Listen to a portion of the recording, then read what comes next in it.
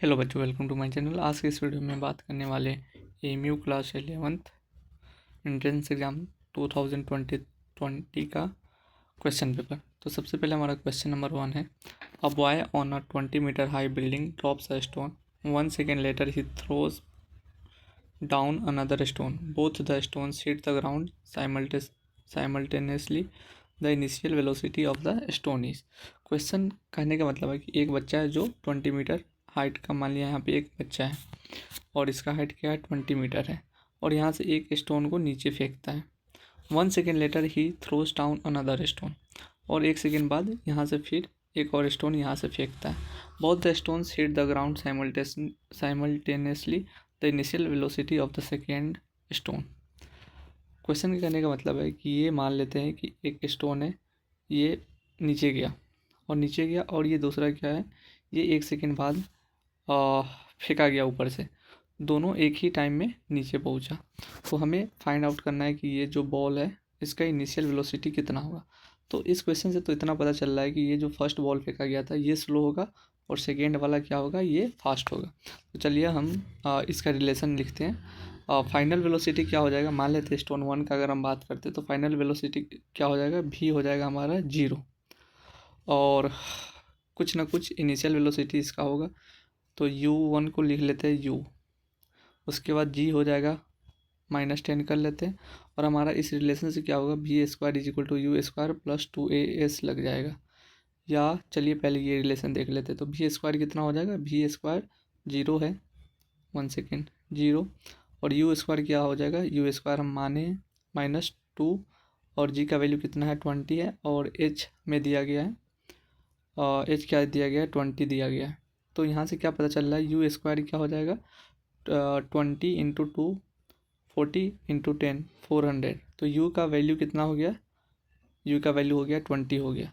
तो u यहाँ से पता चल गया हमारा, जो u1 था वो 20 मीटर पर सेकेंड हो गया। अब हम बात करते हैं कि दूसरा जो ऑब्जेक्ट फेंका गया था वो क्या होगा। तो आई थिंक हमें कैलकुलेट करने की ज़रूरत नहीं है, 20 से u1 तो स्लो चल रहा है, तो u2 ऑटोमेटिकली वो फास्ट मूव करेगा। तो u2 अगर फास्ट मूव करेगा तो इसका ऑप्शन यही सिर्फ बचता है 25 मीटर पर सेकेंड। चलिए हम क्वेश्चन नंबर 2 की तरफ चलते हैं। The speed time graph of a car moving along the fixed direction is, इतना टी ग्राफ दिया गया है। अगर हमें डिस्प्लेसमेंट निकालना है तो इसका जो एरिया होता है वही हो जाता है डिस्प्लेसमेंट। तो इसका मेजर दिया है 10 और हाइट कितना दिया है 12, तो इसका एरिया कितना हो जाएगा 1/2 × 12 × 10, जो कि हो जाएगा 60 metre. Option number C. Question number 3 is, a girl of mass 40 kg jumps with a horizontal velocity 5 meter per second onto a stationary cart with frictionless wheels. The mass of the cart is 10 kg. What is her velocity as the cart starts moving? Assume that there is no external unbalanced force working in the horizontal direction. चलिए हम इसका क्या हो जाएगा, इसको हम momentum conserve कर देते हैं। तो 40 × 5 = 50 × u हो जाएगा। तो यहाँ से क्या पता चल रहा है कि u का वैल्यू कितना हो जाएगा 40 × 5/50। तो ये 5 से 5 कट गया, 4 मीटर पर सेकेंड हो जाएगा। Option number B. Question number 4 क्या है,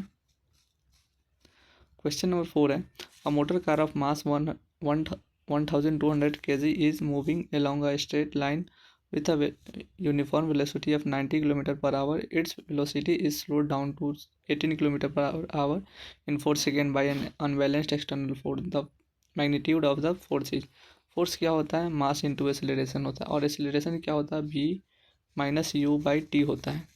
तो v क्या दिया गया है, v है 90 km/h। तो अगर हम इसको मीटर छोड़ो मीटर पर सेकेंड में चेंज कर लेते हैं, तो 90 × 5/18 कितना हो जाएगा 25 मीटर पर सेकेंड, और 18 का क्या हो जाएगा डाउन टू 18 किलोमीटर, तो 5/18, तो ये कितना हो गया 5 हो गया। तो एक्सेलरेशन कितना हो गया 20 बाई टाइम कितना है 4, तो 5 हो गया, और मास कितना दिया 1200 × 5 करेंगे तो ये कितना हो जाएगा 6000 न्यूटन हो जाएगा। तो ऑप्शन नंबर क्या है इसमें, ऑप्शन नंबर डी हो जाएगा इसका correct answer. Question number 5, 1 second,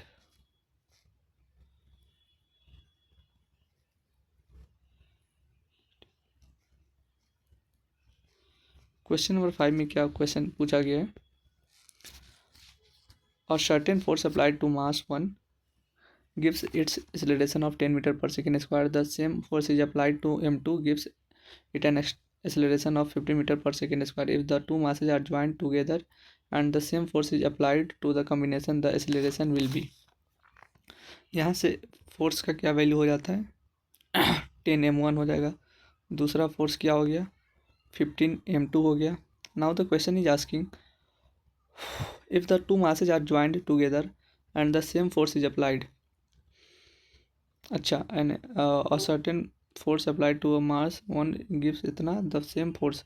अच्छा, F1 और F2 सेम है, तो F1 F2 सेम है, तो 10m1 इज इक्वल टू कितना हो जाएगा 15m2.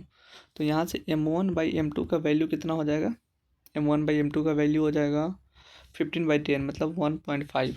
Now the question is asking, इससे क्या पता चलता है m1 है 1.5 टाइम ऑफ m2. यहाँ से नेक्स्ट क्वेश्चन बोल रहा है कि if the two masses are joint, मान लेते हैं दोनों को ज्वाइन कर देते हैं together and the same force is applied to the combination, the acceleration will be. तो अब क्वेश्चन में बोल रहा है कि ये दोनों अगर फोर्स सेम ही फोर्स अप्लाई हो रहा है और दोनों को ज्वाइन कर दिया जा रहा है तो कितना एक्सेलरेशन होगा. तो m1 का वैल्यू कितना दिया गया 1.5 m2. अब m1 प्लस m2 करेंगे अगर हम, तो m1 का वैल्यू कितना है 1.5 m2 है, तो ये कितना हो जाएगा 2.5 m2 हो जाएगा. और फोर्स का वैल्यू कितना दिया है, फोर्स का वैल्यू हम मान लेते हैं इतना ले लेते हैं 15m2 कर लेते हैं. तो हमें क्वेश्चन में पूछा गया है कि एक्सेलरेशन कितना होगा, तो एक्सेलरेशन यहाँ से लिख लेते हैं, तो m2 से m2 कट जाएगा 15/2.5 आ जाएगा which is equal to, check कर लेते हैं 5 ये 3 और 5 से 2, तो 3 2 जा 6 मीटर पर सेकेंड स्क्वायर हो जाएगा. ऑप्शन नंबर बी हो जाएगा, ऑप्शन नंबर बी हो जाएगा, 5 का बी हो जाएगा. Now question number 6. A cylindrical block of radius r and mass m is lying on the table and the pressure acting on the table is P. If the radius is double and mass is triple, then the pressure acting on the table is. Pressure is equal to क्या होता है force by area होता है. तो area है तो force मान लेते कुछ है एफ मान लेते हैं और एरिया πr² हो गया. चलो now in the second case if its radius is doubled, तो डबल हो गया मतलब तो f/4 πr² हो गया. चलो, और मास को क्या बोल रहा है ट्रिपल कर दिया जा रहा है, तो मास अगर ट्रिपल हो गया तो force is equal to mass into acceleration होता है, तो ये 3 हो जाएगा ऊपर, तो ऑन द कितना हो जाएगा 3/4. ऑप्शन नंबर बी हो जाएगा. Question number 7. The density of the ice is x gram per centimeter cube and that of water is y gram per centimeter cube. What is the change in the volume when m gram of ice melt? तो इसका correct answer हो जाएगा option number D, m 1/y minus 1/x. चलो, ऐसे भी अगर हम calculate, चलो हम ट्राई करते हैं एक बार कैलकुलेट करने का. The density of the ice is x gram per centimetre cube and that of water is इतना. What is the change in the volume. चलो, डेंसिटी ऑफ आइस कितना दिया है x gram per centimetre cube, 1 second, और इसका क्या दिया गया वाटर का दिया गया y, और आइस का दिया है आइस का x है वाटर का y है. What is the change in the volume. तो ये अगर वॉल्यूम की बात की जाए तो इसका वॉल्यूम कितना हो जाएगा, चलो इसका करेक्ट आंसर ही हम देख लेते हैं, ऑप्शन नंबर डी हो जाएगा. Question number 8. A boy of mass 50 kg runs up a staircase of 45 steps in 9 second. If the height of each step is 15 centimetre, find its power. Power is equal to क्या होता है, power is equal to होता है work done by time.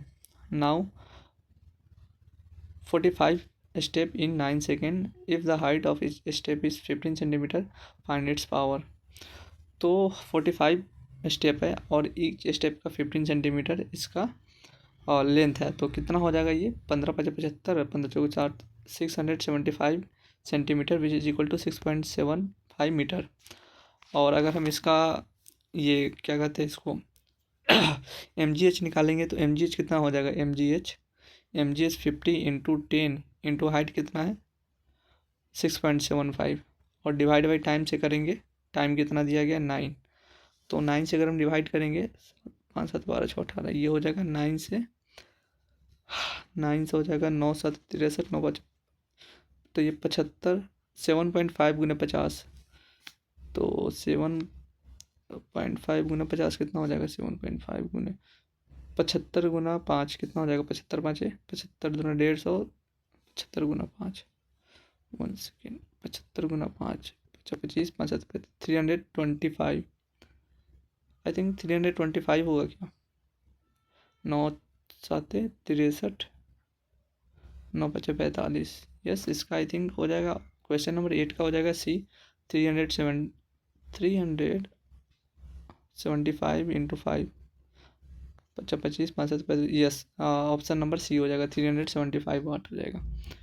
Question number 9, if a ball is thrown with a kinetic energy of 20 joule, if it reaches a maximum height of 1 meter, the mass of the ball is half mv square और 20 joule दिया गया है, 1 metre पे जा रहा है। If it reaches a maximum height of 1 metre then the mass of the, मान लेते हैं कि मैक्सिमम हाइट 1 है, तो S is equal to u t plus half a t square कर देते हैं, u t plus half a t square करेंगे क्या, चेक कर लेते हैं, u t plus half a t square, नहीं यू टी नहीं होगा, इसका ये फॉर्मूला लग जाएगा, v square is equal to u square plus 2as, तो मैक्सिमम हाइट तो वी स्क्वायर, यू तो 0 हो जाएगा, तो 2as 2 इंटू 1 इंटू 10, तो ये कितना हो जाएगा 20 हो जाएगा, 220, तो वी स्क्वायर का वैल्यू दिया है 20, तो 20 से 20 कट गया, तो m का वैल्यू कितना हो जाएगा 2 kg, option number B. Now question number 10, a person clapped his hands near a cliff and heard the echo after 5 seconds. What is the distance of the cliff from the person if the speed is 346 metre पर second, 5 second बाद वो eco सुनाई देता है, तो 346 into अगर हम 5 करेंगे तो 5 36 5 को 20, तो 22 5 15 तो 1720 मीटर ये हो जाएगा। लेकिन यहाँ पे एक ट्विस्ट है क्या, कि what is the distance of the Cliff from the, eco जो जाता है, इको क्या होता है कि एक बार वहाँ ऑब्जेक्ट के पास साउंड जा रहा है, फिर वो वापस आ रहा है, तो वो डबल टाइम हम लेते हैं। लेकिन अगर हमें सिर्फ डिस्टेंस पता करना है तो इसको हाफ करना पड़ेगा, तभी तो जो इंसान है जिसका इको आ रहा है और ऑब्जेक्ट के बीच का दूरी हाफ करना होता है हमेशा टोटल डिस्टेंस से। तो ये कितना हो जाएगा, 2 8 जा 16 860, तो 1 सेकेंड 5 36 5 को 20 3, अच्छा यहाँ पे गलती है, 5 36 5 को 20 3 23 का 3 हासिल 2 5 15 2 1730 है, तो 865 मीटर हो जाएगा, option number B. Question number 11, a wire of given material having length L and area of cross section A has a resistance of 4 ohm. What would be the resistance of another wire of the same material having length L by 2 and area of cross section 2A? इसका resistance equal to क्या होता है, रो L by ए होता है। और question में क्या बोला गया है कि रेजिस्टेंस 4 है, what would be the resistance, तो यहाँ से हम रेशियो निकाल लेते हैं, क्या हो जाएगा, लेंथ बोल रहा है कि L बाई 2 हो जाता है, तो L बाई 2 मान लेते कर लेते हैं, और एरिया क्या हो जाता है 2A हो जाता है, 2A कर लेते हैं, मतलब 4 से डिवाइड करेंगे तो 1 ओम आ जाएगा, 11 का हो जाएगा ऑप्शन नंबर ए। क्वेश्चन नंबर 12 है, what is the equivalent between, अच्छा रेजिस्टेंस निकालना, इफ़ आर इक्वल टू 3 ओम, तो यहाँ से हमें क्या पता चला है 3 3 6 हो जाएगा, 3 3 यहाँ पे 6 हो जाएगा, और 1/3 प्लस 1/6 कितना हो जाएगा 6 2 1 3, तो 2 यहाँ पे हो जाएगा, 2 ओम यहाँ हो जाएगा, 2 3 5 3 8 ओम हो जाएगा, option number A. Question number 13, which of the following correctly describes the magnetic field near a strong wire? A field consists of a straight line perpendicular to the wire. The field consists of, correctly describe, तो ये गलत है, the field consists of a straight lines parallel to the wire गलत है, the field consists of the radial lines originating from the wire गलत है, the field consists of concentric circles, ये वाला ऑप्शन नंबर सही है, ऑप्शन नंबर डी 13 का। Question number 14, a typical solar cell generates electricity when expose to the sun of about, तो इसका correct answer हो जाएगा ऑप्शन नंबर सी 0.7 वाट।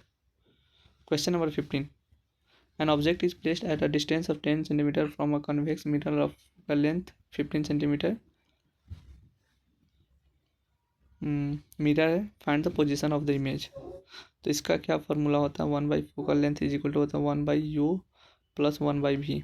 और क्वेश्चन में क्या दिया गया है कि an object is placed at a, तो -10 हो जाएगा, यहाँ पे -1/10 हो जाएगा।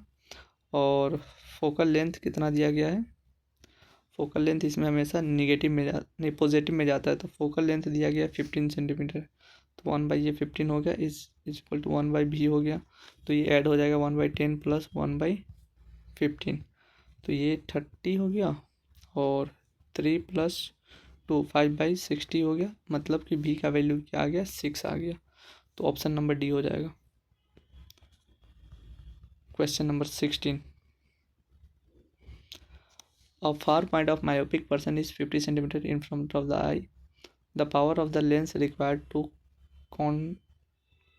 correct this defect is, तो क्वेश्चन नंबर 16 का क्या है कि मायोपिक है और 50 सेंटीमीटर ये दिया हुआ है, तो 1/50 है, और मीटर में चेंज करने के लिए 2 से करेंगे तो 2 डायोप्टर हो जाएगा, बट ये निगेटिव में जाएगा, ऑप्शन नंबर सी हो जाएगा। क्वेश्चन नंबर 17 है, a ray of light traveling inside a rectangular glass block of refractive index root through is incident on the glass air surface at an angle of incidence 45 degree, the refractive index of air is 1, the ray will be, तो इसका correct answer हो जाएगा option number D, emerge into air with an angle of refraction equal to 90 degree. Question number 18 is chemistry section started. Hydrogen has 3 isotopes, 1H, 2H and 3H, and chlorine has 2 isotopes, 35, 37. HCl molecule having 18 proton and 19 neutrons and 18 electron has the formula. तो इसका क्या हो जाएगा, 1 second, HCl molecule having 18 proton, तो 18 proton के लिए तो चलो सही है, और 19 न्यूट्रॉन, अच्छा तो 19 न्यूट्रॉन HCl क्या हो सकता है, और 18, तो चलो हम कैलकुलेट कर लेते हैं। 2H अगर बोला जा रहा है मतलब इसमें 2 न्यूट्रॉन है, चलो इसमें 2 न्यूट्रॉन है, और ये हम क्या कर लेते हैं, 1H 35Cl, 2H 37Cl,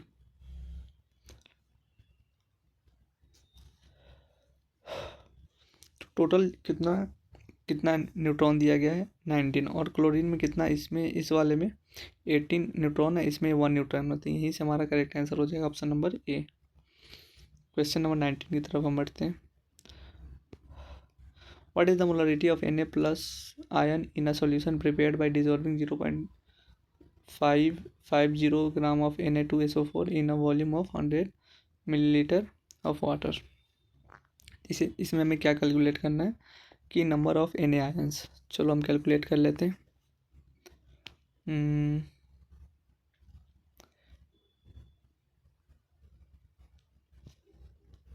तो नंबर C 0.295। Question number 20 is what is the molecular weight of the phosphorus P4 in P4 molecule phosphorus, तो P का 31 होता है एंड 4 से मल्टीप्लाई करेंगे तो 128 हो जाएगा, फॉस्फोरस 15 29 31 4 12 124 ग्राम हो जाएगा, option number B. Question number 21 is the Tyndall effect is observed in, में से कौन सा ऐसा मतलब कि सॉल्यूशन है जिसमें टिंडल इफेक्ट पाया जाएगा, तो इसका करेक्ट आंसर हो जाएगा ऑप्शन नंबर डी। मेनली किस में पाया जाता है टिंडल इफेक्ट, मेनली कोलोइड्स होता है उसमें पाया जाता है। Question number 22 is which of the following is a surface phenomenon, इनमें से कौन सा एक ऐसा है जो सरफेस फिनोमिनन है, तो इसका करेक्ट आंसर हो जाएगा option number B, evaporation.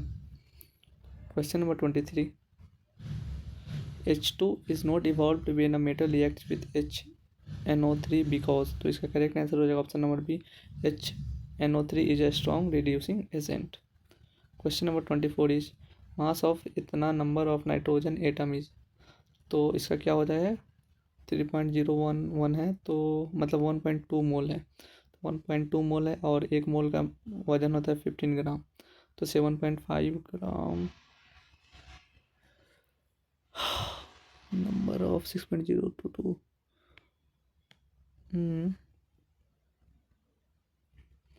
Sorry 14 होता है, तो 7 ग्राम हो जाएगा। मास ऑफ नाइट्रोजन कितना होता है 14 होता है, तो 1/2 इंटू 14 करेंगे तो 7 ग्राम आ जाएगा। Question number 25 is formula of aluminium sulphate. Aluminium sulphate का क्या होता है Al2SO4 होता है, option number C. Question number 26 is smoke is an example of, तो ये किसका एग्जाम्पल होता है एरोसोल का। Question number 27 neutrons are not present in the nucleus of atom. Neutrons किसमें न्यूट्रॉन्स किसमें पाया नहीं जाता है, तो हाइड्रोजन में नहीं पाया जाता है, ऑप्शन नंबर ए। वन सेकेंड, एक यहाँ पे करेक्ट करना होगा, जो यहाँ पे हम ऑप्शन बताए हुए थे ए, और ए नहीं होगा, इसमें क्या हो जाएगा 19, अगर बात किया जाए 19, अच्छा हाँ, तो इसमें क्या है कि 1 प्रोटॉन है और 1 न्यूट्रॉन है, तो ये वाला ऑप्शन हो जाएगा, ऑप्शन नंबर सी हो जाएगा, 18 का सी हो जाएगा। नाउ अभी हम किस क्वेश्चन पे थे, question number 28 select the balanced reaction. इनमें से कौन सा बैलेंस्ड रिएक्शन है, तो इसका करेक्ट आंसर हो जाएगा option number C 3Fe4H2O Fe3O4 4H2O। Question number 29 a solution contains 40 gram of common salt in 320 gram of water, what will be the concentration in terms of mass by percentage in the solution. तो इसका क्या formula होगा 40/360 into 100, तो 0.000, तो इसका answer हो जाएगा option number B 11.1%। Question number 30 is which of the following is not an allotrope of carbon. इनमें से कौन सा है कार्बन का एलोट्रोप नहीं है, तो ये चारकोल, यस चारकोल नहीं है, ऑप्शन नंबर सी हो जाएगा। क्वेश्चन नंबर 31 इज इस कंपाउंड को किस नाम से हम जानते हैं, तो 1 2 3 कंपाउंड है, तो 31 का हो जाएगा ऑप्शन नंबर बी प्रोपोनल होता है, प्रोपेनल होता है। Question number 32 is the reaction is, इस रिएक्शन को कौन सा रिएक्शन के नाम से हम जानते हैं, तो इसे हम सब्स्टिट्यूशन रिएक्शन के नाम से जानते हैं। The functional group of ketone का क्या होता है, कीटोन का क्या हो जाएगा CO। Litmus solution is neutral in purple dial, neutral in और न्यूट्रल पर्पल डायल, ये हो जाएगा ऑप्शन नंबर सी और neutral purple dye. Question number 35 Carl Hodge 1977 divided the Monera into, अब बायो सेक्शन हमारा शुरू हो चुका है, तो 35 का हो जाएगा करेक्ट आंसर होगा option number A archaebacteria and eubacteria. Question number 36 is mycorrhiza exhibits the phenomenon of, तो इसका करेक्ट आंसर हो जाएगा option number D symbiosis. Question number 37 is which one of the following cell organelles help to keep the cell clean by digesting any foreign material, तो इसमें से कौन सा है जो दूसरे जो भी वेस्ट, मतलब कि जो भी वेस्ट ये होता है हमारे अंदर, उसे मतलब बाहर करने में कौन सा मदद करता है, तो इसका करेक्ट आंसर हो जाएगा option number A lysosome. Question number 38 is pollen mother cell by a meiotic division produces, तो इसका करेक्ट आंसर हो जाएगा option number A 1 haploid microspore. Question number 39 है plant transport system does not transport, तो इसका correct answer हो जाएगा option number A CO2। Question number 40 is chromosomes are made up of, तो क्रोमोजोम किसका बना होता है, तो ये बना होता है DNA और प्रोटीन का। Question number 41 is plant carbon is supplied from, जो कार्बन होता है प्लांट कार्बन वो कहाँ से सप्लाई होता है, तो इसका करेक्ट आंसर हो जाएगा option number B air. Question number 42 is the hormone that produces cell division in plants, cell division में कौन सा हार्मोन्स यूज होता है इन प्लांट्स, तो इसका करेक्ट आंसर होगा option number C cytokinin. Question number 43 is ciliated columnar epithelium is present in the, तो इसका करेक्ट आंसर हो जाएगा option number B respiratory tract. Question number 44 is correct sequence of the components of the nephron is. तो इसका correct answer हो जाएगा option number A, Bowman's capsule, PCT loop and loop of Henle and DCT. Question number 45 is which organelle is involve in the formation of lysosomes. तो इसका correct answer हो जाएगा option number B, Golgi apparatus. Question number 46 is chromatin material is made up of. Chromatin किस चीज़ से बना होता है। तो इसका करेक्ट आंसर हो जाएगा option number A, DNA and proteins. Question number 47 is pollution of our surroundings in the recent past has resulted because of. तो इसका करेक्ट आंसर हो जाएगा option number B, rapid industrialisation. Question number 48 is peptic ulcer is are caused due to. तो ये किसकी वजह से होता है, हेलिकोबैक्टर पाइलोरी की वजह से। Question number 49 is C anemia is an एनोमीन इज एन एग्जाम्पल ऑफ। तो इसका करेक्ट आंसर हो जाएगा ऑप्शन नंबर सी, कोलेसेन सिलेंट्रेटा। Question number 50 is